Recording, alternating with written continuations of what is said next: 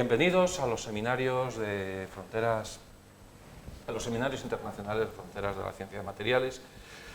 Hoy, dentro de esta vorágine que nos rodea, con los nuevos materiales, las nuevas aplicaciones, y que en el fondo, como siempre, en toda actividad humana tiene que ver algo con las preferencias y las modas, vamos a hacer una pequeña mirada hacia uno de los materiales que ha significado la revolución industrial que hemos sufrido o de la que nos hemos beneficiado en los últimos 200 años, que son los aceros.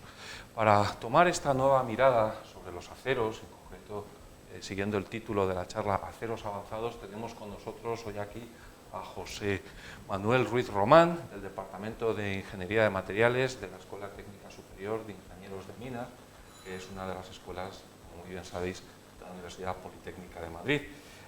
José Manuel es doctor ingeniero de minas, desde hace 4 días, como que te dice, porque es muy jovencillo, y además desde 1997 es profesor titular de la Universidad Politécnica de Madrid. Recibió el premio extraordinario de doctorado de la Universidad Politécnica con su tesis doctoral sobre la tecnología MIM aplicada a la obtención de acero rápido, y ha sido secretario del Departamento de Ingeniería de Materiales del 2003 a 2004, miembro de la Comisión de Ordenación Académica de la titulación del grado de Ingeniería de Materiales, y no lo dice aquí, pero también es subdirector de la escuela. He sido hasta el año pasado. Pues me confundo por unos pocos días seguro, pero ha sido subdirector de la escuela, con una muy buena gestión. Y sus líneas de trabajo e investigación se centran en los aceros sinterizados dentro de los materiales metalúrgicos y en la corrosión en aceros. Yo no os robo más tiempo, os dejo ya con él. Muchísimas gracias por estar aquí. Por tu Bienvenido, invitación. porque sabes que esta es tu casa desde hace mucho, y os dejo a todos con esta charla que, insisto, a veces nos olvidamos de los materiales más tradicionales, pero los materiales más tradicionales como el acero son los que han hecho posible el desarrollo de todos los demás y siguen siendo punto fundamental de toda nuestra tecnología y toda nuestra vida, ya que probablemente cerca de un tercio más o menos del material que se utiliza pues es acero. Gracias de nuevo y bienvenido. Tiempo es tuyo. Gracias, José Ignacio, por tu invitación. Y voy a comenzar esta pequeña charla sobre el acero. Veo que hay alumnos míos que no han tenido suficiente y vienen a continuar con el aprendizaje. Bueno, el acero me pidió José Ignacio que fuese un poquito, que pudiésemos entender todos, desde un poco el origen hasta un poquito el fondo de la cuestión. El acero, como todos los que estamos aquí conocemos, es una aleación de hierro con carbono. Una aleación que desde hace más de 3.000 años ya se templa. Y es una aleación que hablar de aceros avanzados pues puede ser algo que puede chocar, llamar la atención, porque es una aleación conocida desde hace miles de años, que se trabaja con ella desde hace miles de años y que, como veremos a lo largo de esta conferencia, lo que los nuevos avances tecnológicos nos van permitiendo, sobre todo nuevos procesos de fabricación que nos permiten obtener nuevas estructuras, nuevas microestructuras, con nuevas propiedades consecuentemente en las aleaciones, en los aceros que vamos siendo capaces de fabricar y que nos van permitiendo llegar a límites en los que antes era impensable llegar. En algunos casos, no mucho tiempo atrás, era impensable llegar con este tipo de aleaciones. Bueno, el acero hemos dicho que es una aleación de hierro con carbono. Para que nos entendamos base y partiendo de una base genérica. Nosotros, para endurecer al acero podemos ir incorporándole más carbono, y esa fue la primitiva idea. Cuanto mayor contenido en carbono tenía un acero, el nivel de resistencia, el nivel de dureza de esa aleación es mayor. ¿Por qué? Bueno, pues muy sencillo. El carbono, como todos saben, es un elemento que tiene una solución sólida en el hierro muy limitada.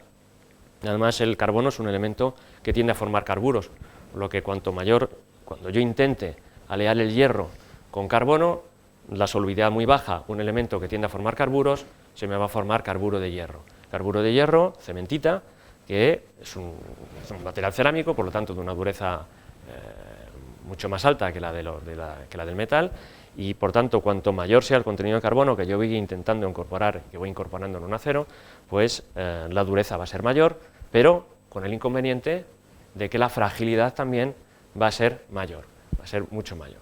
De hecho, bueno, como yo siempre explico a mis alumnos, cuando trabajamos en el diagrama hierro-carbono, no trabajamos con el diagrama hierro-carbono, un diagrama de equilibrio normal, sino que trabajamos con un diagrama que conocemos como el diagrama hierro-carbono metaestable, donde el límite es el 6,67, que corresponde a la composición de la cementita.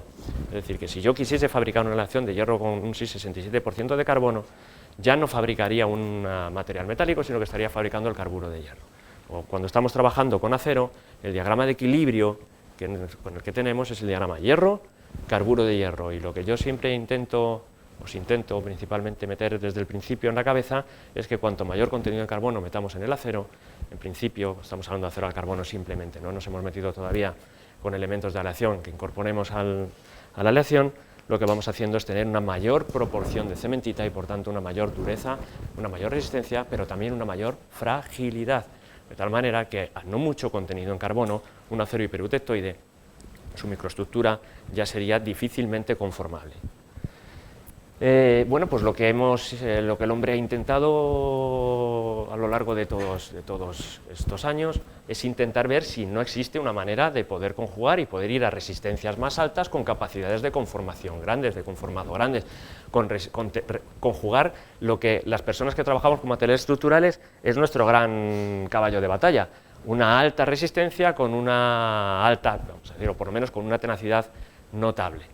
Y es lo que ha hecho que el acero haya ido desarrollando, hayamos ido teniendo nuevas técnicas de fabricación fundamentalmente, también cambios en la composición química, pero en mi opinión fundamentalmente, como veremos a continuación, lo que hemos tenido es la capacidad de poder utilizar unos procesos de fabricación que nos permiten tener estructuras, estructuras más complejas, no raras, no estructuras nuevas que no se conociesen desde hace muchísimos años, sino ser capaz de poderlas tener, de poderlas conformar y de poder obtener unas estructuras que nos permitan tener resistencias altas con tenacidades y capacidades de conformación adecuadas, de tal manera que pueda fabricar chapa, muchísimos metros de chapa, de resistencias que antes era impensable y que solo podía tener con aceros de muy bajito carbono y sin alear, unas chapas de una resistencia pues muy bajita. He cogido esta imagen porque esta imagen ahora se repite y se encuentra en cualquier texto, en cualquier publicación, en cualquier documento en el que se hable de aceros avanzados. Hablar de aceros avanzados pues es encontrarse con esta foto. Esta foto no nos dice tampoco, a las personas que llevamos trabajando con acero un tiempo, no nos dice tampoco nada nuevo. Cuando la miramos así de golpe puede parecer muy pretenciosa, puede parecer que estamos viendo aceros, nombres muy extraños, pero que realmente ahora veremos.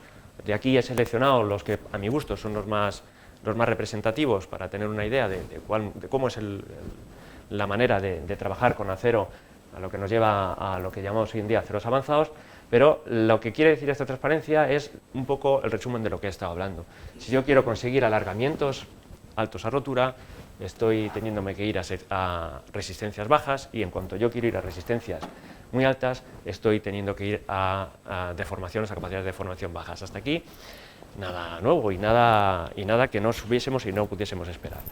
¿Dónde está lo interesante? Lo interesante es que vamos pudiendo tener niveles de resistencia ya medios altos, con capacidades de deformación bastante elevadas, y que llegamos incluso a tener ya resistencias muy altas con alargamientos que pueden estar próximos a un 20 y tantos, 30%, que es una barbaridad. O sea, que es una barbaridad para los niveles de resistencia que estamos hablando con los aceros, con un material como es el acero, ¿no? De estos aceros que están aquí señalados, desde aceros martensíticos, aceros de fase compleja, aceros alboro también, que básicamente son aceros también templados y revenidos, aceros trip, aceros de fase dual, aceros endurecidos, bueno, pues este base hardening, que son aceros que en la industria del automóvil se habla de aceros endurecidos al horneado, cuando se pintan, en el horno de pintura. Bueno, pues no es más que como veremos, que lo que hemos conocido durante toda la vida como un envejecimiento por deformación. el envejecimiento por deformación de los aceros es lo que se ha aplicado para poder tener este tipo de aceros. A los aceros libres de intersticiales o los aceros isotrópicos, que no dejan de ser aceros microaleados, como veremos, que permiten tener una homogeneidad de propiedades en toda la estructura, en todas las direcciones. Bueno, pues veremos que el avance del acero, desde lo que hemos hablado de los aceros simples, de los aceros al carbono iniciales, a los aceros más complejos, vienen de utilizar y de tener en la cabeza los principios del mecanismo de endurecimiento de los metales. Cuando yo os insisto mucho, perdonad que me dirija a ellos, pero como son mis alumnos, son los que he suspendido más, algunos les he suspendido alguna que otra vez. Entonces, cuando yo os insisto mucho y desde el principio de curso os digo, mirad, los mecanismos de endurecimiento de los metales, siempre aquí, no es algo que se estudie uno, endurecimiento por deformación, endurecimiento por... No, es algo que vais a ver que es lo que ha conducido a poder tener estructuras con unas propiedades que hace no mucho tiempo eran impensables. Cuando nosotros vamos por un camino y ese camino tiene una limitación, cuando nosotros vemos que estamos intentando endurecer el acero por el camino de meter más contenido en carbono y llegamos a una pared que es insalvable porque el problema de la fragilidad es insalvable, tenemos que mirar a otro lado. Y entonces tenemos que buscar qué otros tipos de mecanismos tenemos para poder salvar esa pared. Y es cuando empiezan a surgir, bueno, pues de los primeros que voy a empezar a hablar, que se puede entender como acero avanzado, aunque alguien que esté trabajando en acero, que esté familiarizado, podrá decir, es que hablar de un acero microaleado como un acero avanzado, estamos hablando de aceros del siglo pasado. Sí, pero bueno, entran dentro de lo que consideramos aceros avanzados. Bueno, pues puede decir, no, pues mira, mi opción no va a ser ir mejorando resistencias en función de incrementar contenido en carbono. Voy a buscar otra manera, reducir el tamaño de grano. ¿Soy capaz de reducir el tamaño de grano? Sí. ¿Cómo? Ahora veremos. Conseguir otro tipo de propiedades. A continuación, desde que somos capaces de hacer esto, vamos a ver cómo hemos ido evolucionando. Entonces, cómo podemos pasar de un acero microaleado inicial de primera generación, como dijésemos, a los aceros de fase dual, a los aceros de microaleados para forja de primera generación, de segunda generación y hasta los aceros microaleados para forja que se están desarrollando ahora mismo mientras estamos nosotros aquí hablando, en los que ya se busca aceros que seamos capaces de tener tamaños de gaño pequeños, de que directamente desde forja se puedan templar y tengamos martensita y ya el acabose, que directamente se forme la martensita y se revenga, un autorrevenido. Con lo que ya directamente desde forja podemos tener un acero martensítico, tamaño pequeño, templado y revenido. Bien, bueno, pues eso que puede parecer muy complicado y muy complejo, y hay cosas que son complicadas y complejas, pero tecnológicamente, de concepto es fácilmente entendible, porque no son principios que no se conociesen o que no se conozcan las personas que han trabajado en ciencia de materiales desde hace muchísimo tiempo. Quizás la primera familia de aceros que se pueden entender y que más habitualmente, más extendidamente se le considera como los primeros aceros avanzados son los aceros microaleados, los aceros que se conocen por las siglas anglosajonas HSLA, High Strength Low Alloy, aceros de alta resistencia y baja aleación. ¿Cuál es el origen? Bueno, el origen es el que hemos hablado. Si yo por la vía de incrementar carbono, lo único que incremento, aparte de resistencia, es una fragilidad muy grande que no me permite gran capacidad de conformado en el material que estoy haciendo, voy a ver si soy capaz de afinar el tamaño de grano. ¿Y cómo afino el tamaño de grano?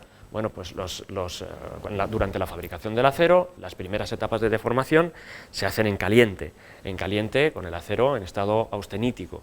Bien, cuando nosotros laminamos, deformamos, hablo de laminar porque en el origen estos aceros se utilizaban para fabricar chapa.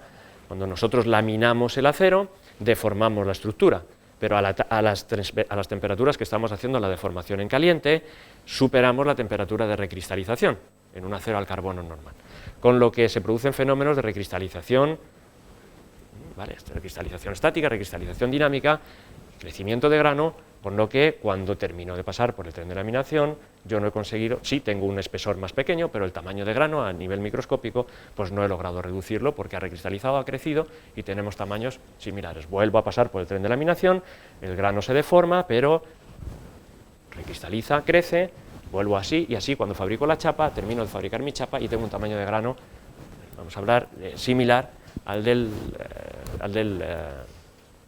slab o al trozo o el tocho inicial. Bien, ¿Qué se ocurre hacer? Bueno, ¿hay alguna manera de retrasar, de inhibir el crecimiento de grano durante la recristalización? Bueno, pues vamos a intentarlo. ¿Cómo podemos hacerlo? Pues con un mecanismo de anclaje de borde de grano. ¿Y cómo anclo el borde de grano? Pues si consigo que haya algún precipitado, algún nivel de precipitados homogéneamente dispersos, que durante las etapas de deformación en caliente no estén disueltos, sino que permanezcan precipitados anclando los bordes de grano, de tal manera que cuando yo deforme, pase por el tren de laminación mi material, se produce la deformación de la estructura, pero ya cuando el acero tiene que recristalizar, se encuentra con unos obstáculos, con unos inhibidores a crecimiento de grano, que permiten que el grano no crezca hasta el tamaño inicial de antes de la pasada, y cuando vuelva a dar otra pasada de deformación, ya estoy partiendo de un tamaño de grano más pequeño. Sucesivas pasadas de laminación me van permitiendo afinar el tamaño de grano. ¿Dónde está la clave? La clave está en que tengamos presentes elementos cuyos carburos, nitruros, nitrocarburos, carbonitruros, en función de lo que tengamos, en función de la composición que tengamos, de estos elementos sean estables a las temperaturas a las que se va a producir la deformación, de tal manera que actúen como inhibidores del crecimiento de grano. Luego además, bueno, pues veremos que los aceros microaleados pues tienen otro elemento que, decir que simplemente estos dos elementos son los que actúan como inhibidores de crecimiento de grano y que el vanadio va a tener un efecto posterior como endurecimiento por precipitación durante la transformación de la austenita, decir eso, pues todos hacen un poco de todo, pero principalmente estos dos elementos son los que se van a encargar de controlar el crecimiento de grano durante el proceso de deformación recristalización, y este otro elemento le vamos a tener, como veremos a continuación, para que nos dé un endurecimiento por precipitación posterior. Bien, si soy capaz de hacer eso, puedo tener un acero con muy bajo contenido en carbono,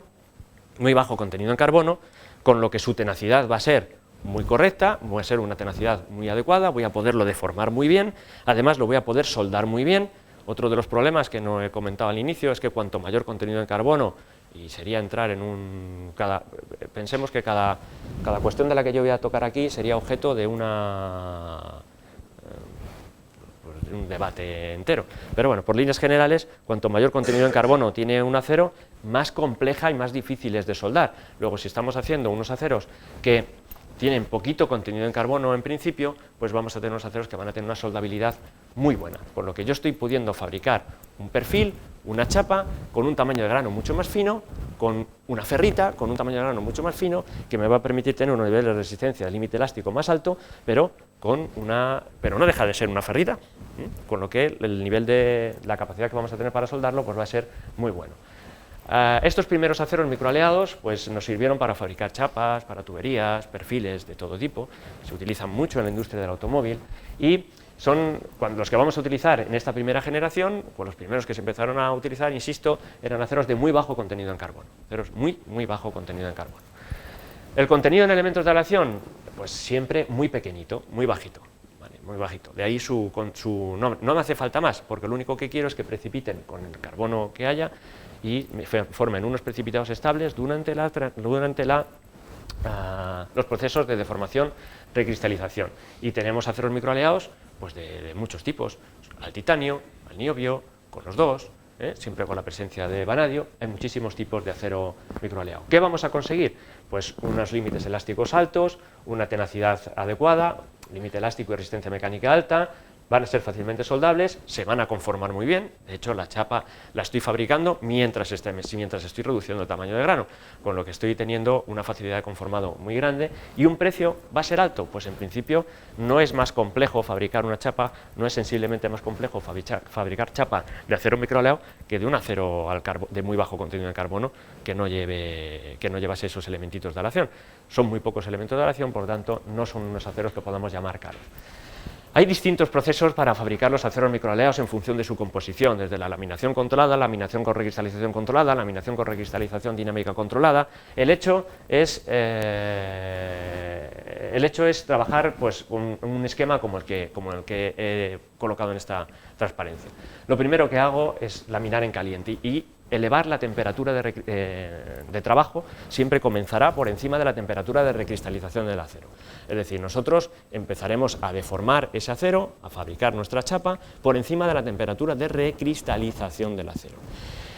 El niobio, pues el niobio ejerce, el niobio siempre se dice, el niobio nos eleva la temperatura de recristalización, más que el titanio. Bueno, pues depende de la estabilidad del carburo que nosotros tengamos. A mayor estabilidad del carburo que tenemos, más estable, más obstáculo para la recristalización posterior, pues tendremos que ir a temperaturas más altas para que se pueda producir. Eso es lo que hace el niobio. Los aceros con titanio tienen una temperatura, microaleados con titanio tienen normalmente una temperatura de cristalización más baja. Entonces, en función de la composición que nosotros tengamos química de nuestro acero, utilizaremos un proceso de fabricación u otro proceso de fabricación para afinar el grano. Siempre empezaremos trabajando por encima de la temperatura de cristalización, con lo que mientras yo deformo por encima de la temperatura de cristalización, se va produciendo la deformación de la estructura y la recristalización. Deformo, recristaliza, deformo, recristaliza, deformo, recristaliza. Cada vez recristaliza en un tamaño más pequeño. ¿Por qué? Pues porque están los carburos de titanio y de niobio que impiden que el grano crezca entre pasada y pasada. De tal manera que si la temperatura de recristalización no es muy alta, puedo terminar mi proceso siempre por encima de la temperatura de recristalización.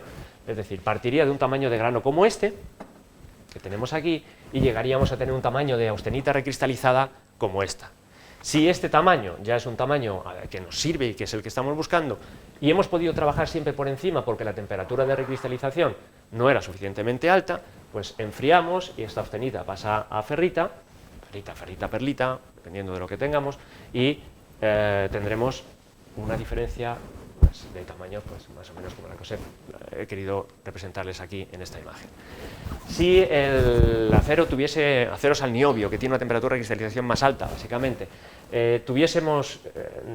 no podemos estar trabajando siempre por encima de la temperatura de recristalización porque exigiríamos mucho a nuestros equipos de trabajo, muchísimo desgaste, muchísimo coste. Entonces, las últimas pasadas podemos darlas ya por debajo de la temperatura de recristalización.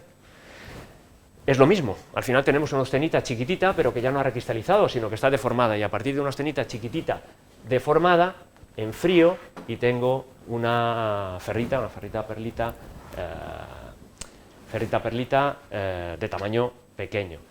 Hay muchas variantes, y es lo que quiero decir, hay tantas variantes como se nos puede ir ocurriendo, y tantas perrerías podemos ir haciendo como se nos vaya ocurriendo. ¿Por qué? Porque podemos también provocar deformación mientras se está transformando la austenita durante la transformación de la austenita, con lo que generamos unos subgranos también más chiquititos y generamos una estructura todavía más fina, más pequeñita. A mayor disminución de tamaño grano, vamos mejorando resistencia. Bueno, pues con este concepto, que cada uno ya en su capacidad, en su ámbito, pues tenga la idea o la capacidad de inventarse o de descubrir, porque muchas veces no sé dónde está la frontera entre el invento y el descubrimiento, la manera de conseguir estructuras pues, más finas. Claro, no voy a entrar más porque se alargaría mucho. Nosotros, con el planteamiento que yo he hecho aquí, lo que tenemos al final son ferritas, básicamente, con muy poquita perlita, perlitas de tamaño muy chiquitín, pero a alguien se le puede ocurrir decir, bueno, ¿y por qué tengo que tener ferritas y perlitas de un tamaño muy chiquitín? Si puedo tener estructuras que son más resistentes, una estructura poligonal, una estructura acicular, es una estructura más resistente que una estructura poligonal. No puedo conseguir que durante el enfriamiento, estas estructuras, en vez de ser poligonales, sean aciculares. Bueno, pues hay una serie de aceros microaleados, un avance, en las que lo que conseguimos son, enfriando suficientemente deprisa, conseguimos que la ferrita ya no se nos aparezca de forma poligonal, sino que nos aparezca de forma acicular. Este tipo de aceros microaleados, hay gente que habla como aceros vainíticos, aceros con ferritas aciculares, ¿de acuerdo? Son un tipo de aceros en los que se consigue una resistencia todavía superior, ¿vale?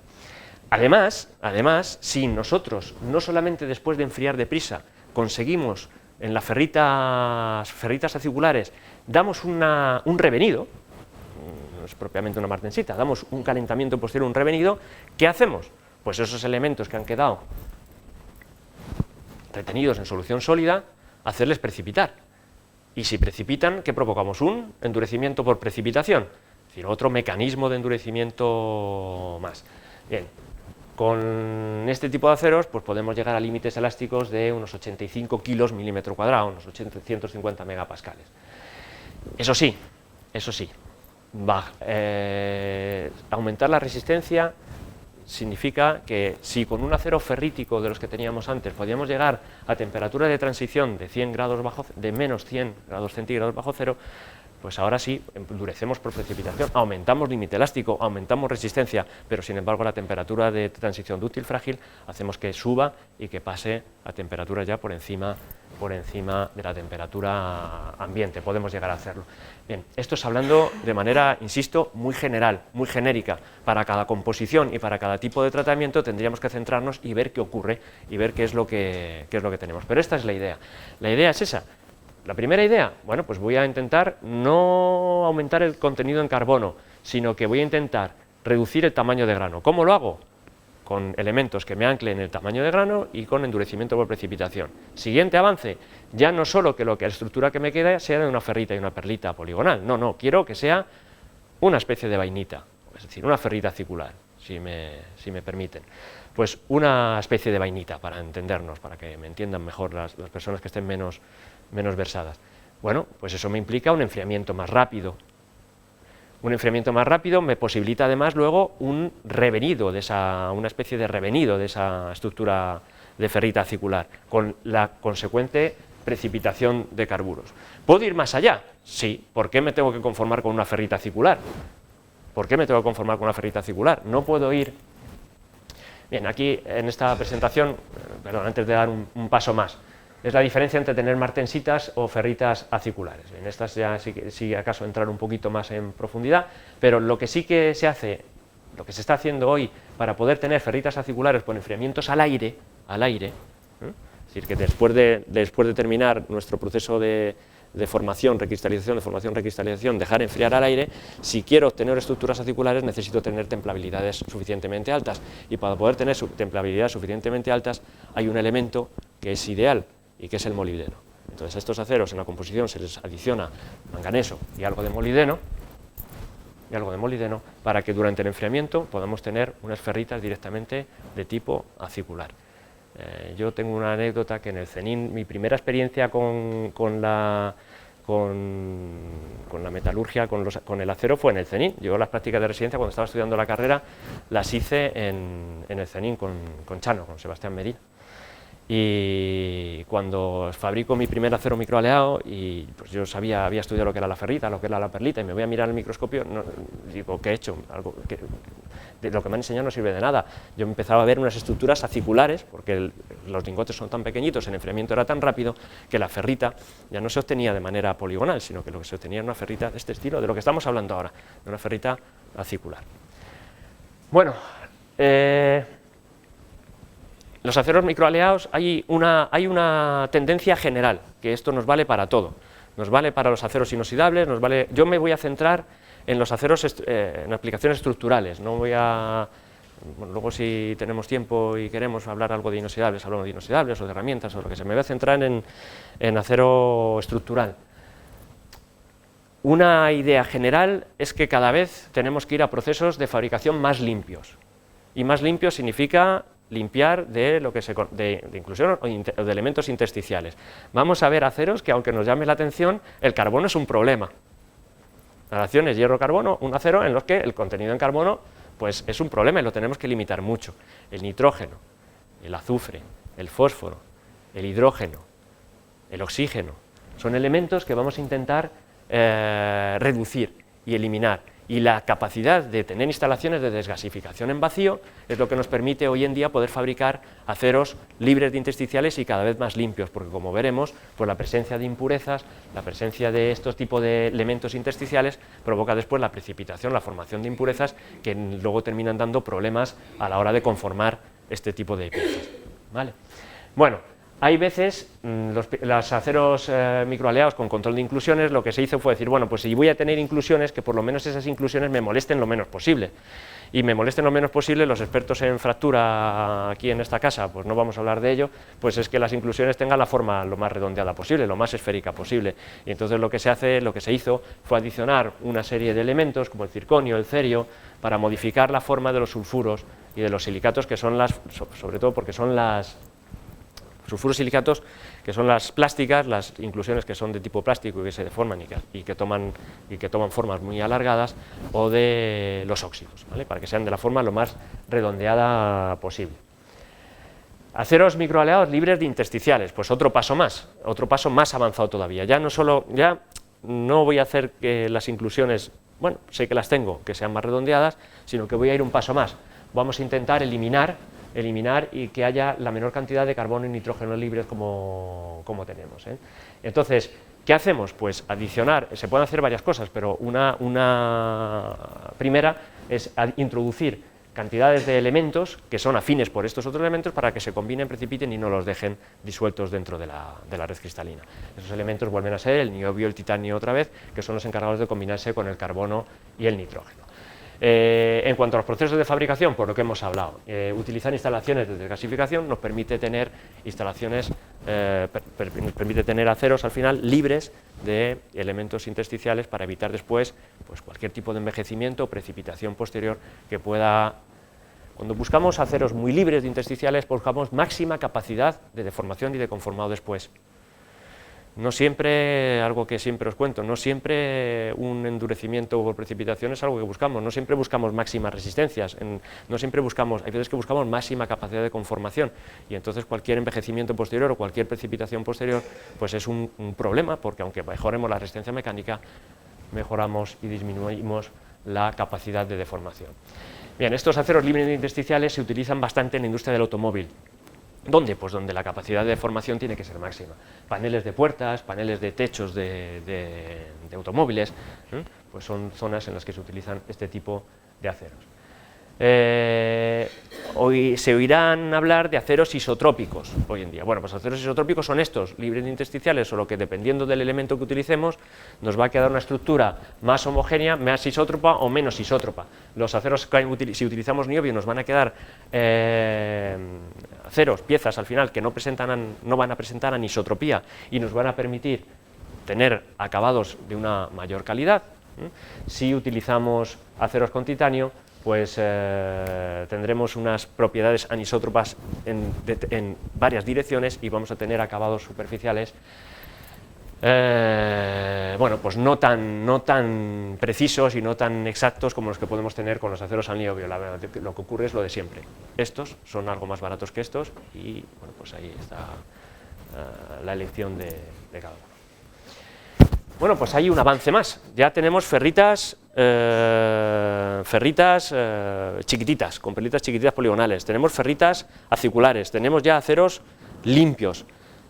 ¿Podemos tener martensitas, de la que todavía no habíamos hablado hasta ahora? ¿Podemos tener una estructura martensítica? Vamos buscando más resistencias. ¿Podemos tener estructuras chiquititas, pero que tengan martensita, que es más resistente? Pues podemos tenerlo, y la siguiente familia de aceros, estos ya se consideran como aceros de muy ultra alta resistencia, se habla de ellos, y aceros ya de muy alta resistencia, pues son los que se conocen como aceros de fase dual. Los aceros de fase dual son unos aceros que la estructura que van a tener es ferrita y martensita.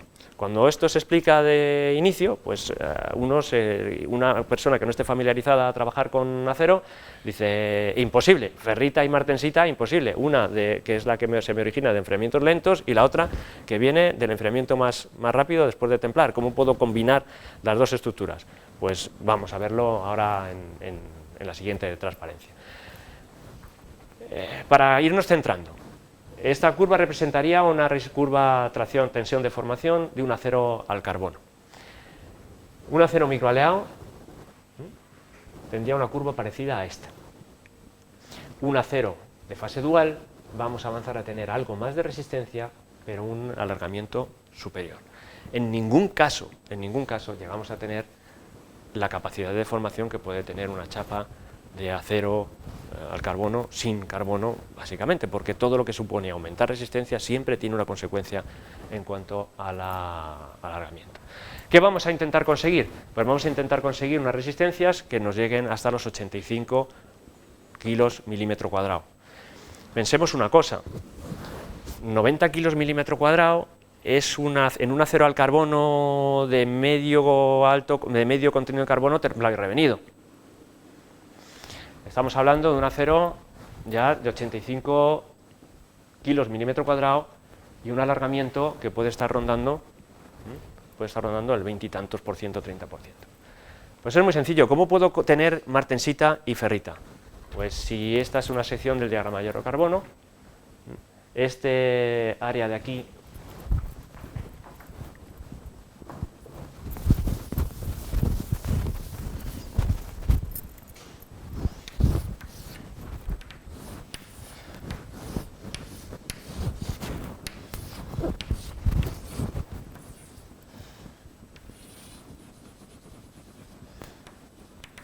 aquí está el 0,02, aquí está el 0,77.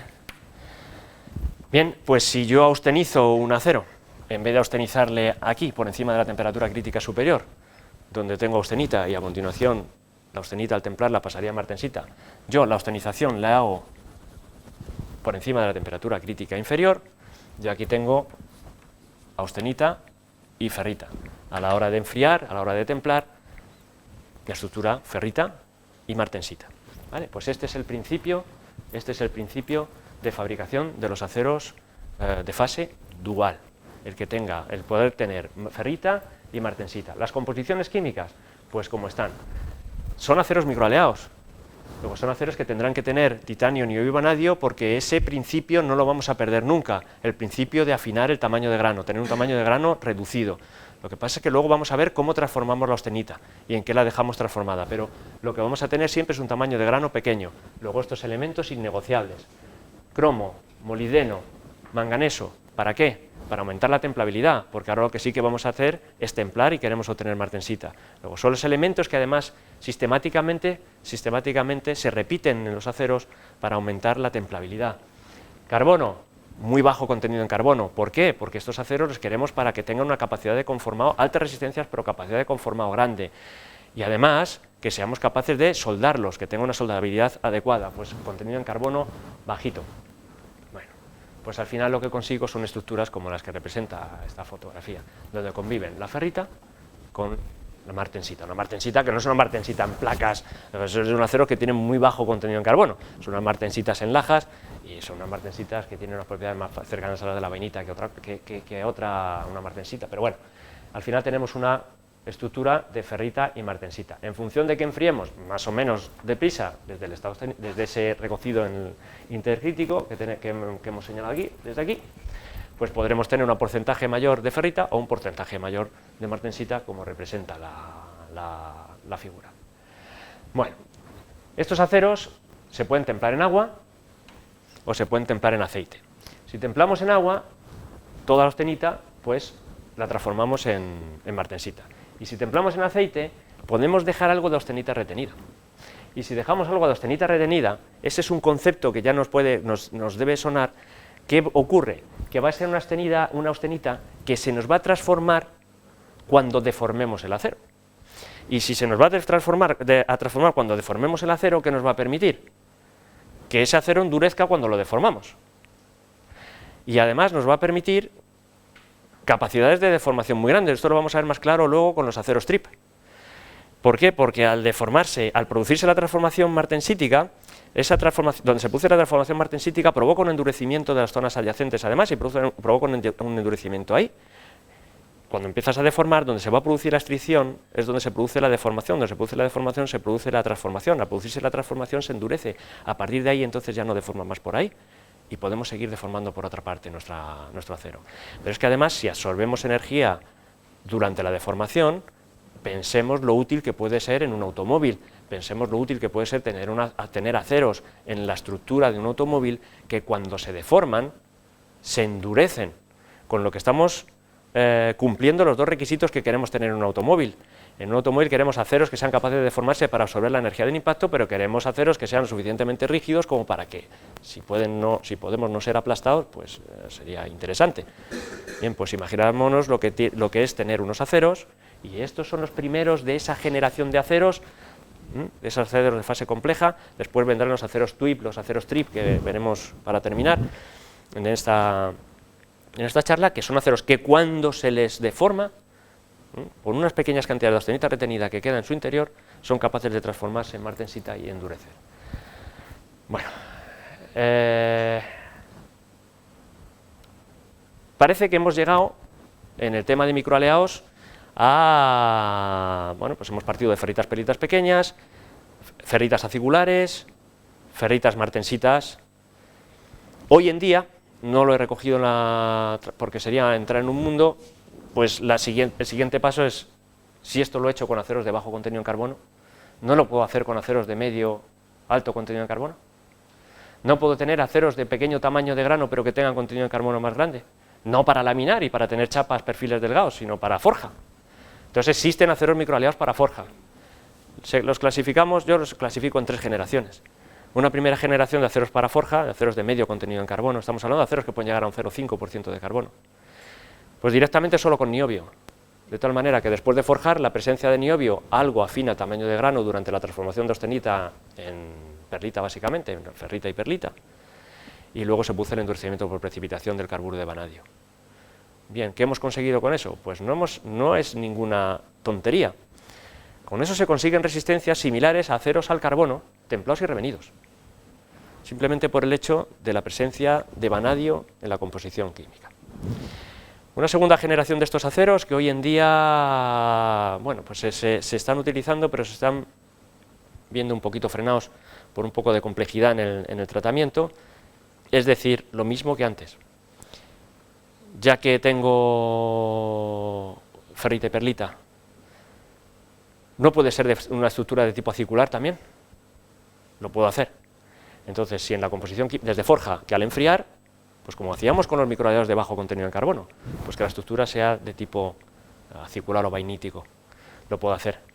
Y lo hago con vanadio, para que se produzca ese afino de grano, no tan eficaz como el afino de grano que hacemos durante las etapas de deformación, recristalización con el titanio y el niobio, y endurecimiento por precipitación, que haya vanadio y que haya molibdeno manganeso más, y que al enfriar se pueda tener.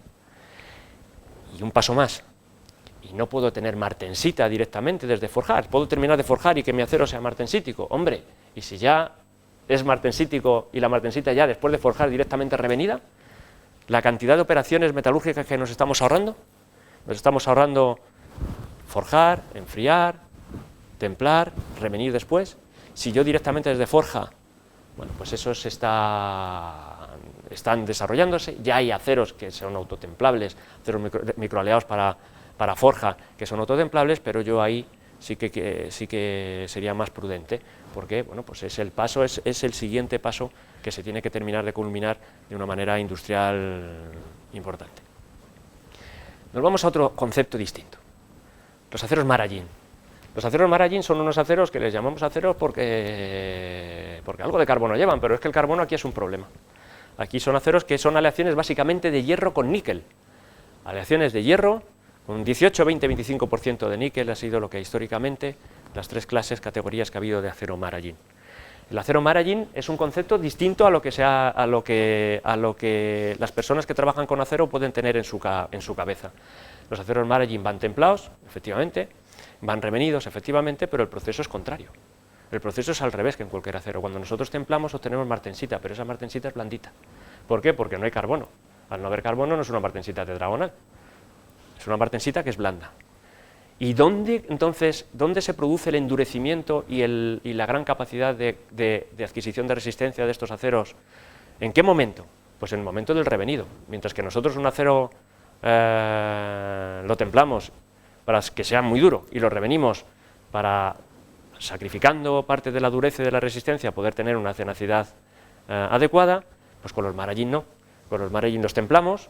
Una vez que está templado y tenemos esa martensita, vamos a llamarla martensita, es cuando lo conformamos, es cuando lo mecanizamos, lo contrario que hacemos con un acero. A nadie se le ocurre templar un acero al carbono para después mecanizarlo.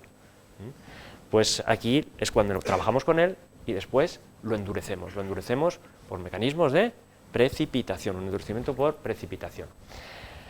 ¿Qué podemos llegar? Pues hoy he sido prudente porque hay trabajos ya de acero maraging por ahí que hablan de conseguir del orden de 500 kilos milímetro cuadrado, trabajos ya publicados. Bien, pero estamos hablando ya de superar los 250 kilos milímetro cuadrado. Estamos evolucionando acero desde 30-35 kilos milímetro cuadrado, estamos llegando ya a niveles de 250 kilos milímetro cuadrado. Se soldarán bien. El tratamiento térmico sencillo, bueno, es algo que se habla siempre de los marines, se dice tratamiento térmico sencillo. Bueno, todo lo que es un endurecimiento por precipitación, bueno, que no es un tratamiento térmico especial ni extraño. ¿En qué cuidados hay que tener en la composición de los aceros maraging? Pues los aceros maraging tienen que tener muchísimo cuidado de tener una de los determinados elementos que no pueden ni aparecernos, como son el azufre, como son el manganeso, el silicio, porque nos van a fragilizar. No, pues tienen que ser aceros muy limpios.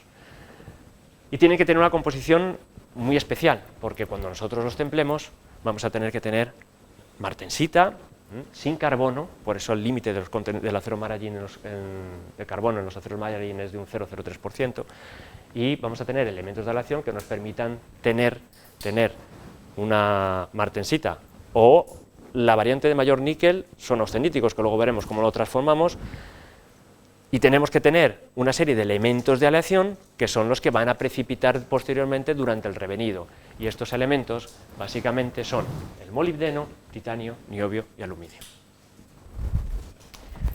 Bueno, los aceros maraging tenemos hasta el 20% de níquel cuando los templamos tenemos que son martensíticos, los del 25% de níquel nos da una estructura austenítica que tendremos que transformar en martensita para poder después madurarla. El tratamiento, como hemos hablado, una solubilización, un temple, obtenemos una martensita no al carbono, sino una martensita al níquel, no es tetragonal, al no ser tetragonal, al no ser una martensita al carbono, es una transformación, que es una martensita que es blanda y que vamos a endurecer posteriormente con un tratamiento de precipitación.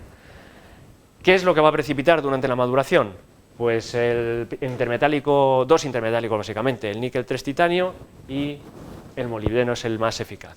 El intermetálico níquel 3 molibdeno es el intermetálico más eficaz como endurecedor. Algunos aceros llevan cobalto. El cobalto es un elemento siempre curioso en los aceros porque hace cosas que no estamos... el cobalto lo que hace al introducirle en solución sólida, lo que hace es que, digamos, entra menos molibdeno, es decir, rebaja la solubilidad del molibdeno, permite tener más precipitado intermetálico, y es lo que nos hace tener resistencias superiores. Bueno, pues un tratamiento, vamos a coger uno, por ejemplo, el 18% de níquel, pues lo que se hace es solubilizar aproximadamente 800 grados, templar, madurar. A unos 450, 480. Solubilizamos, templamos, o maduramos una hora a unos 480, o nos vamos a 4 horas a 460. Es el alternativo. Y si cogemos un acero maraging de mayor contenido en níquel, de tal manera que cuando se produce el temple no tenemos la martensita, sino que lo que tenemos es la austenita, tenemos varias opciones. Podemos irnos a buscarlo por debajo de la temperatura ambiente, o después del primer temple, lo que hacemos es un primer tratamiento térmico de precipitación, para que precipiten elementos de aleación, MS y MF entonces suben, después puedo volver a enfriar, basta al aire, ya la austenita sí que pasa a martensita porque ha perdido elementos de aleación dentro de su composición, y después ya la maduración para tener las propiedades finales. Bien, los aceros maraging, bueno, pues tienen el avance de los aceros maraging, ¿por dónde va? Pues fijémonos, ¿qué tenemos en un acero maraging? En un acero maraging tenemos mucho níquel, hierro, níquel. ¿Qué nos falta?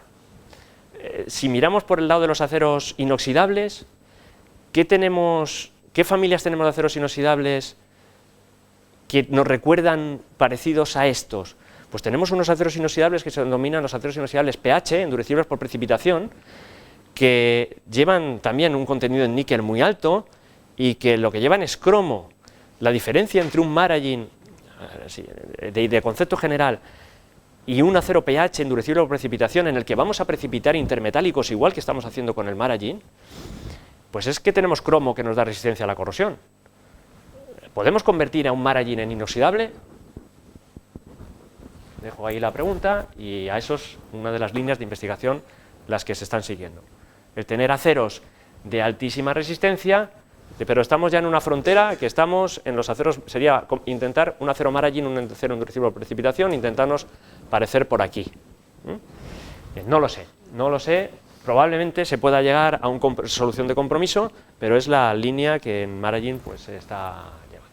¿Qué llegamos con maragin? Pues unas resistencias por encima, ya claramente en acero comercial, en acero industrial, por encima de los 200 kilos milímetro cuadrado, un límite elástico también por encima entre 140 y 200 kilos milímetro cuadrado, 2400 2000 megapascales, alargamientos de hasta el 10% y resiliencias muy elevadas para el nivel de resistencia que se está teniendo con los aceros, con este tipo de aceros. Las temperaturas de transición, estamos hablando de llegar de menos 60 grados centígrados en aceros del 18% hasta temperaturas próximas a los 200 grados bajo cero en aceros del 25% de níquel. Bien, se pueden mecanizar bien, se sueldan sin dificultad, se conforman en frío, se pueden forjar, es decir, son aceros, pero son aceros muy costosos, son aceros muy caros. La industria aeronáutica, pues es la que tira de estos aceros básicamente. ¿Dónde? En trenes de aterrizaje, recubrimiento de misiles, piezas estructurales, también para materiales de extrusión. Claro, un tren de aterrizaje, siempre os pongo el ejemplo del tren de aterrizaje. El tren de aterrizaje es delicado. El tren de aterrizaje de un avión tiene que ser resistente o no. Y uno lo piensa y dice, pues hombre, debería ser muy resistente, sí, pero ¿qué pasa si es muy resistente? Y si es frágil, ¿qué pasa? Que se parte. Y si para que no se parta, ¿qué hago? Que no sea muy resistente. Y entonces cuando aterricemos, ¿qué hacemos? ¿Se dobla y se va también al garete? Bueno, pues esto es una aplicación ideal para entender dónde puede encajar un acero de muy alta resistencia y de una capacidad de deformación, una tenacidad adecuada. Y los últimos que voy a tocar hoy aquí, estoy yendo un poco deprisa porque la verdad es que cada una de estos es un mundo, o sea, cada acero de los que he hablado pues es un mundo, es objeto de trabajar sobre ellos durante años y años y hablar de ellos. Pues muy rápido, los aceros TRIP. Los aceros TRIP tiene uno muchas veces la idea de que el nombre viene de aceros de altísima resistencia. El TRIP, su nombre, sus siglas son de plasticidad inducida por la transformación, traduciéndolo del anglosajón, es decir, que su capacidad de deformación viene inducida por la transformación. ¿La transformación de qué? Pues de la austenita que queda retenida en martensita, de tal manera que era el mecanismo que hablábamos antes. Un acero TRIP donde se va a producir la estricción, vamos a tener estructura retenida, austenita retenida, se va a producir la transformación de esa austenita retenida en martensita, va a endurecer y al endurecer entonces vamos a seguir deformando por otro lado, donde se produzca la estricción va a endurecer, no va a deformar por ahí y va a seguir por otro lado, lo que nos va a permitir tener deformaciones muy altas, muy grandes, gracias a la transformación de esa austenita en martensita. Lo mismo, en el proceso de fabricación hay que mirar a este triangulito de aquí es la clave, porque son la clave de los aceros, hoy en día de los aceros de fase compleja y demás. ¿Cómo se fabrica un acero TRIP? Bueno, pues un recocido a esta temperatura, a estas temperaturas, en este rango de temperaturas entre la crítica inferior, intercrítico y la crítica superior. Mantenemos isotérmicamente para tener algo de vainita, de poder tener, que nos aparezca algo de vainita también en la estructura y terminamos de enfriar, con lo que al final tenemos ferritas, tenemos vainitas y tenemos algo de austenita retenida. Una estructura muy bonita, en parte de todo, al que le gusta la metalografía. ¿Qué conseguimos con los aceros TRIP? Bueno, para orientarnos, igual que una curva parecida a la de antes. Pues con un microaleado tenemos esta curvita roja. Con un acero de fase dual tendríamos una curvita como esta negra, los que eran ferrita y martensita. Con un acero TRIP podemos llegar a tener unas resistencias algo superiores, sí, tampoco es que sean un nivel de resistencia que sea un salto brutal, pero sin embargo sí que podemos llegar a tener unos alargamientos, una capacidad de formación muchísimo mayor. El límite elástico de estos aceros podemos llegar a 110 kilos por cada milímetro cuadrado, lo cual es mucha tela ya.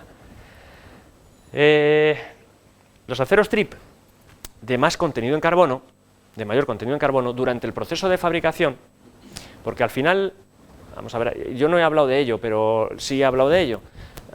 Hay unos tipos de acero que se llaman aceros ausformados. El ausforming es un tratamiento termomecánico que consiste en deformar la austenita. Los aceros microlayados llevan, que hemos estado hablando, ¿qué hacemos cuando estamos deformando una austenita? Estamos ausformando la austenita, estamos deformando la austenita.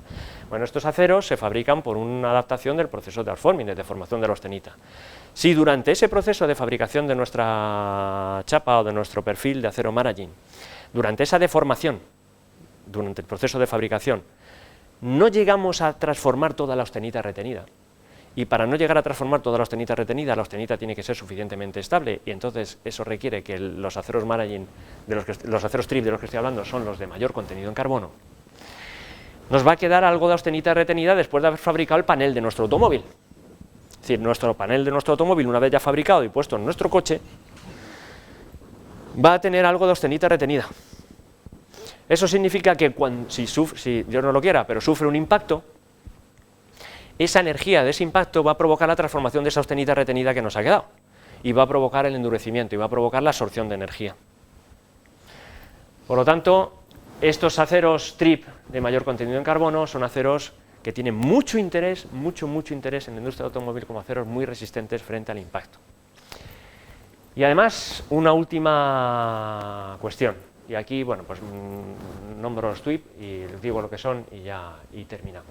Estoy llegando, me estoy pasando de la hora. Los aceros strip tienen también una resistencia a fatiga importante. ¿Y a qué se debe? Pues un poco, si se me permite, si hay alguien aquí que trabaje con ellas que me perdone, pero es un mecanismo parecido al de las circonas, al de transformación tetragonal monoclínica. Bueno, pues cuando se produce la transformación de la austenita en martensita, ¿qué ocurre? Que se produce un aumento de volumen. Ese aumento de volumen, pues, induce o provoca en los vértices de la grieta un fenómeno de compresión, con lo cual limita la propagación de la grieta en un comportamiento frente a fatiga. Por eso estos aceros pues tienen un límite de fatiga también muy alto. Y hay unos primos hermanos de los TRIP, que son los TWIP, que son estos de aquí. Estos endurecen por maclado, estos derivan de los aceros Hatfield, aceros de mucho manganeso. Tú puedes tener una austenita suficientemente estable como para que cuando la deformes, directamente lo que hace es que se deforma la austenita. Tú coges un acero 316 austenítico, lo doblas, lo deformas, no provocas ninguna transformación. Puedes tener una austenita que cuando la deformes se transforme, se rompa la estructura y tenga el martillo. Y puedes tener una austenita entre medias. Es el caso de los aceros TWIP, y lo estoy diciendo en unas palabras muy llanas para que se me entienda. Lo que hacemos es que cuando deformamos, esas maclas se convierten en más maclas, se produce una deformación por un maclado mayor, y que el efecto que tiene es como una reducción del tamaño de grano, con lo que se produce también un endurecimiento. Pero no es un endurecimiento por transformación de la austenita en martensita, sino por un endurecimiento por maclado, que hace, el efecto global es como una reducción del tamaño de grano. Esos son los aceros TWIP, Y hasta aquí, pues en el tiempo, y me he pasado un poquito, tengo la sensación de haber ido muy deprisa, no me gusta ir así, los que ya me conocéis sabéis que me gusta ir mucho más despacio, ir mucho más razonando las cuestiones, pero para poder tener un poco una visión general de lo que hoy en día y las líneas que hay hoy en día en acero avanzado. No hemos hablado de aceros inoxidables, ni de las líneas que se están siguiendo en acero inoxidable, no hemos hablado de los aceros de herramientas, que también tienen su corazoncito y que nunca la gente habla de los aceros de herramientas, pero también son muy importantes, y el desarrollo de aceros de herramientas, pues también pues tendríamos también una charla para poder hablar de ellos. He querido centrarlo en aceros estructurales, en lo que más comúnmente se conoce como aceros avanzados, aceros que se están tirando de ellos básicamente a la industria del automóvil, son los que más están tirando de este tipo de aceros, y he querido dar una perspectiva pues de que Y la imagen que quiero que se lleven después de la conferencia, por lo menos las personas que están menos familiarizadas con el acero, es que no estamos hablando de cosas tan extrañas, no estamos hablando de mecanismos que no se conozcan, no estamos hablando de composiciones geniales, de alguien que ha descubierto que la adición de un nuevo elemento, de dos nuevos elementos en el hierro, pues hemos tenido una aleación espectacular, sino que estamos aplicando los principios conocidos de la metalurgia física de toda la vida para conseguir propiedades que, bueno, pues que vayan superando las que ya tenemos hasta ahora. ¿Y qué es en cuanto a material estructural? Pues en cuanto a material estructural, la línea es intentar tener siempre más resistencias a costa de sacrificar lo menos posible la resistencia y la tenacidad. Piensen una cosa, en el año 95 a 2005, o sea, hace, para vosotros eso ya es una barbaridad de tiempo, pero vamos, pero eso no es nada, eso es hace nada. Se pensaba que se podía desplazar al acero de la industria del automóvil, se pensaba que el acero iba a estar fuera del automóvil, que venía el aluminio y que el aluminio había acabado con el acero, las aleaciones de aluminio ya habían desplazado. Pensemos que estamos en el año 2014 y pensemos de qué están fabricados los coches. No quiero decir que el aluminio las aleaciones de aluminio no tengan importancia, ni muchísimo menos.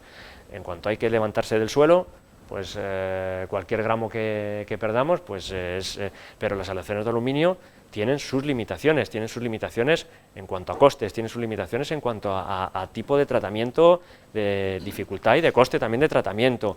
Tienen el aluminio, las aleaciones de aluminio, para conseguir tener resistencias de niveles parecidos, pensar y decir, oye, que si no espabilo, sí que me pueden comer por detrás. Y es por lo que, bueno, pues no como me contestan mis alumnos muchas veces, que por qué estos aceros permiten reducir el peso en un automóvil. Me dicen, porque sí, porque un acero microalloyado, como tiene el tamaño de grano más pequeño, como están aquí presentes, lo digo con ellos a la cara, pues tienen densidades más pequeñas. No es porque tengan densidades más pequeñas, sino porque conseguimos niveles de resistencia que nos permiten tener espesores mucho más delgados, manteniendo niveles de rigidez determinados. Entonces, el acero lo tenemos, el acero es el presente y el acero lo vamos a seguir teniendo que conocer, siguiendo que trabajar con él, y es un material que nos va a ser de presente y es un material totalmente de futuro. Yo, bueno, luego esto, aunque lo grabes, luego lo quitas, por si acaso lo ve alguien de mi escuela, pero yo he tenido que escuchar en mi escuela que el acero, que la metalurgia y que el acero, que es algo del siglo pasado y que es algo que ya ni que estudiarlo.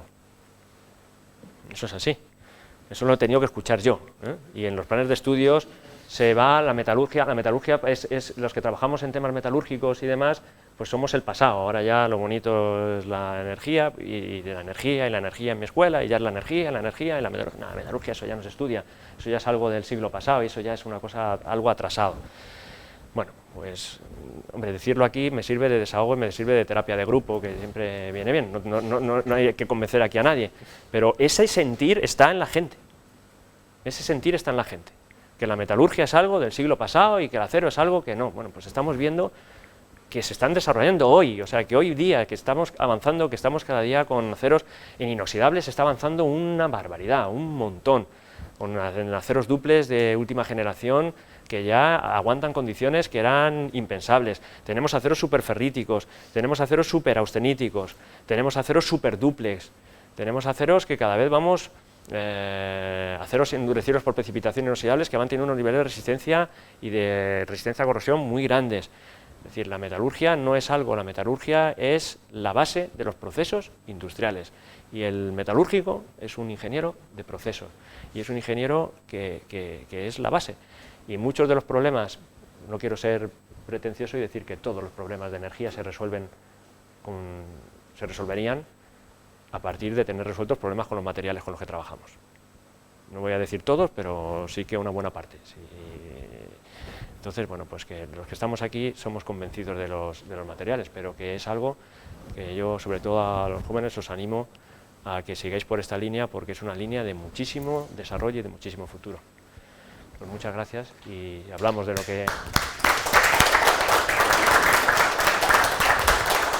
Muchísimas gracias, José Manuel, por esta magnífica charla. Te vamos a invitar más veces porque además nos anima con estas palabras finales, en las cuales me he sentido yo creo que no hay que cortarlo, sino dejarlo, porque es cierto. Es decir, el problema de energía, en definitiva, es el problema de los materiales. Claro. Es decir, empezamos a hablar energías alternativas, como energías eólicas o energías solares, es el problema de resolver los materiales para eso.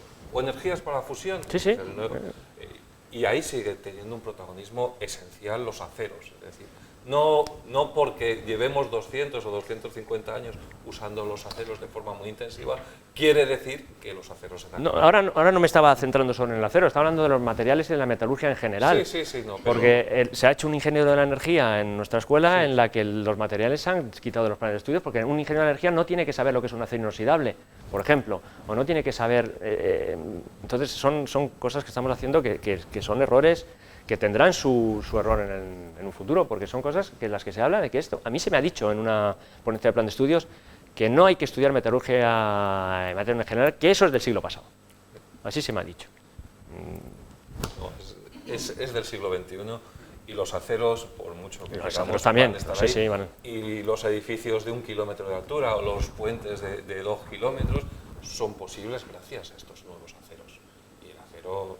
Es decir, habrá nuevas cosas, sí. El acero seguirá estando presente porque es barato, porque es fácil y porque se conoce mucho de él y incorporaremos más cosas. Yo creo que uno de los problemas de los materiales es que acometemos una revolución silenciosa, no es la primera vez que lo digo. Entonces los cambios son tan suaves que nadie ve esa transformación tan grande, pero yo siempre digo que miremos las prótesis o miremos la ropa que llevamos puesta. No tiene nada que ver con la de hace 50 años, absolutamente nada. Todo, en el deporte, en todo. Deporte, pero sí, algo tan sencillo como el abrigo que usa uno para abrigarse, antes era siempre de lana, y ahora nadie quiere uno de lana más que para un evento elegante. Es verdad, hay cosas mucho más ligeras, más impermeables y más abrigadas. Vamos a dejar esto aquí, porque si no podríamos seguir mucho. ¿Y hay alguna pregunta? Sí, perdona, te paso el micrófono. Bueno, yo hace unos años vi un artículo en un periódico que ponía la batalla del peso y bueno, pues hablaba un poco de que efectivamente el titanio, el aluminio, pues había sido un momento de moda, que algunos fabricantes de automóvil podían haber entrado por ahí. Bueno, el titanio realmente pues es carísimo, ¿no? Se está introduciendo pues ya muchos elementos, válvulas, etcétera, en vehículos de serie. Pero la verdad que los fabricantes de aceros pues se han puesto las pilas, por así decir, cuando han entrado en competencia con otros metales más ligeros. Y lo que se trata es pues, buscar la resistencia específica, ¿no? La relación peso-densidad o la relación resistencia-peso. Entonces digo que mientras se consiga eso, pues realmente el acero nunca será desplazado. Hoy día, realmente en la fabricación del automóvil, pues el taller de chapista casi tiene que ir con un libro de instrucciones para saber qué acero tiene que reparar en cada zona del automóvil, ¿no? Y de hecho, bueno, pues hay muchos perfiles que ya no son perfiles completos, sino perfiles calados, que se ha reducido bastante la densidad o el peso en esos materiales. Sí, no tengo que decir. Amén. Lo que pasa es que también se pensó, hubo un momento en los finales de los 90, se pensó que en cuanto a motores habíamos llegado a un límite, que estábamos ya tecnológicamente muy al límite. Luego se ha visto que no, que hoy en día nadie se podía pensar en el finales de los 90 que con un motor de 1 litro ibas a dar 150, 160 caballos. Hoy en día podemos tener motores que consumen muy poquito, dando potencias suficientemente altas, y eso hizo, pues también, bueno, pues ha hecho derivar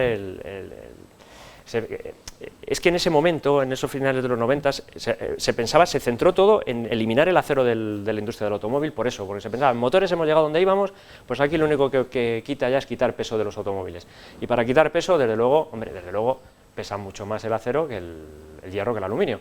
Entonces, y nunca vas a conseguir el mismo ahorro, pero yo siempre les pongo un ejemplo que se ríen, nunca vas a conseguir el mismo ahorro en peso que con una aleación de aluminio que con un acero, de hecho, y es así.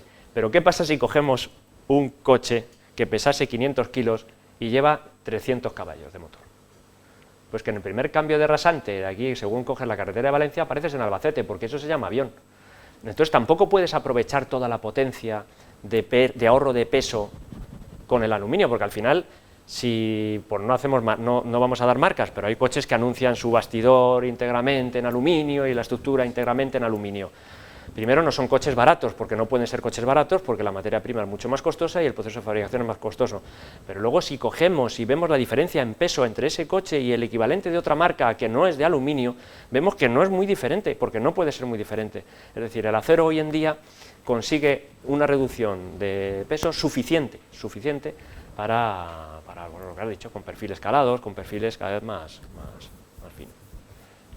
Otro aspecto importante que trataba en ese artículo era el aspecto de la contaminación. Es decir, el obtener 1 kilo de aluminio supone un gasto de energía enorme y pues la cantidad de gases, etcétera, que se van a la atmósfera, ¿no? O sea, comparando la obtención del acero, que también es contaminante, pero los niveles de contaminación pues son mucho más bajos comparados con el aluminio y los costes de producción también son más baratos. Sí, la electrólisis pues es un consumo muy alto de energía eléctrica, ¿no?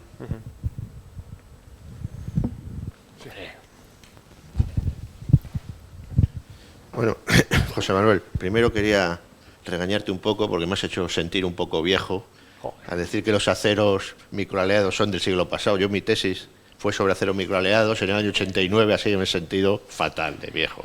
Pero bueno, no va por ahí la pregunta. La pregunta es, cuando vemos esas estructuras tan preciosas que siempre habéis hecho tu padre y tú allí y más gente en la Escuela de Minas de Metalografía. Sobre todo él. Sobre todo él. De hecho, son preciosas. Vamos, no, hay algunas que no soy capaz de sacarlas. O sea, sí, mucha paciencia. Una de las cosas, sí, hay algunas que yo no soy todavía capaz de sacarlas. Sí. De atacarlas suficientemente para poder tener unas fotos así. No, lo tengo que reconocer. No, son preciosas. Se nos fue antes de tiempo y muy sorpresivamente y no hubo... Y la pregunta es que cuando se ven todas esas fases conviviendo en el mismo material, uno se pregunta acerca de la corrosión. ¿Qué tal va esto desde el punto de vista de la corrosión? Lo que hemos ganado en resistencia mecánica lo hemos perdido en resistencia a la corrosión, y un paso más, en los fenómenos donde está acoplada la corrosión con fenómenos mecánicos, como son los de corrosión bajo tensión y corrosión fatiga. ¿Qué pincelada nos puede dar de estos? A ver, de estos aceros frente a la corrosión, vamos a ver, en cuanto tienes, como bien dice Juan Carlos, en cuanto empiezas a meter fases complejas, empiezan a organizarse micropilas y empezamos a tener problemas de pares galvánicos y empezamos a tener problemas de corrosión. Ninguno de estos aceros de los que hemos hablado hoy están pensados para su utilización en medios contra la corrosión. Hay un tipo de acero microaleado, que no he hablado de él, pero bueno, los aceros Corten. Los aceros Corten, que son, bueno, pues se pueden ver, cuando uno va por la M30 ve algún puente que parece que está oxidado, es que está oxidado, o va al Juan Carlos I y ve estatuas, o ve que son de acero, es un acero oxidado. Los arquitectos les gusta mucho al acero Corten, le están dando mucho valor. Bueno, esos aceros se ha mejorado algo se llaman Corten resistentes a la corrosión atmosférica por la adición de cobre y fósforo. Lo que hacen es modificar la estructura del óxido de hierro de manera que sea, vamos a decir, un poquito más impermeable al paso del oxígeno, pero tampoco se les puede considerar como aceros inoxidables, tampoco les podríamos meter dentro de la definición de un acero inoxidable. Ninguno de estos aceros es inoxidable, Juan Carlos, pero estos aceros, con los tratamientos superficiales que se les da y con los recubrimientos que se les da, tanto orgánicos como inorgánicos, no nos dan ningún problema de corrosión. Que yo conozca, no sé si, no tengo conocimiento de que haya habido algún fallo así espectacular por problemas de corrosión más allá de lo que pueda dar otro acero de otro tipo. Pero efectivamente, si se hiciese estudios de corrosión, seguro, no me cabe la menor duda de que el comportamiento tiene que ser peor por la formación de fases complejas, que seguro que tienen distintos potenciales de oxidación, seguro. La idea de los maraging era eso, la idea de los maraging era ver si somos capaces de hacer un maraging inoxidable. No tengo carbono, tengo mucho níquel, tengo elementos de aleación. Si te coges lo que es un acero, inoxidable endurecible por precipitación, lo único que le falta es el cromo. Pero ¿cuál es el problema? Que si metes cromo, es un elemento alfágeno, alteras la posible transformación martensítica que se tiene que producir en el trip. Y ahí es donde está la cosa. Pero ninguno de estos puede considerarse. El único microaleado, yo le meto dentro de los microaleados, Juan Carlos. Luego a lo mejor hay gente que no son los Corten. No he hablado de ellos porque los Corten los meto dentro de los microaleados. No se puede considerar un acero inoxidable. yo creo que lo podemos dejar aquí por hoy, porque esto ha sido muy interesante, pero te tendremos que invitar otra vez a la vista de todo lo que da esto para ir a alguna de estas cosas que has inducido a pensar que dan para mucho más. Sí, dan simplemente cada tipo de estos es para centrarse, para meterse ellos. Muchísimas gracias. Gracias, Luis.